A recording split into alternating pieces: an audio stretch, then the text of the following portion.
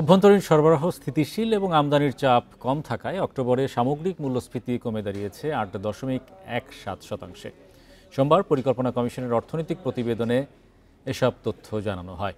প্রতিবেদনে দেখা যায় সার্বিক মূল্যস্ফীতির পাশাপাশি খাদ্য মূল্যস্ফীতিও কমে দাঁড়িয়েছে ৭.০৮%।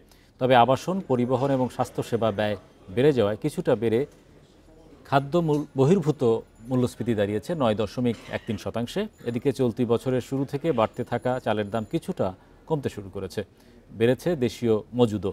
এতে অক্টোবরে চালের মূল্যস্ফীতি প্রায় ১৬% থেকে কমে ১৩.৭৭% দাঁড়িয়েছে। এদিকে খাদ্য মূল্য স্থিতিশীল থাকা এবং সরবরাহ পরিস্থিতি উন্নতি হওয়ায় মুদ্রাস্ফীতি কমেছে বলেও প্রতিবেদনে উল্লেখ করা হয়।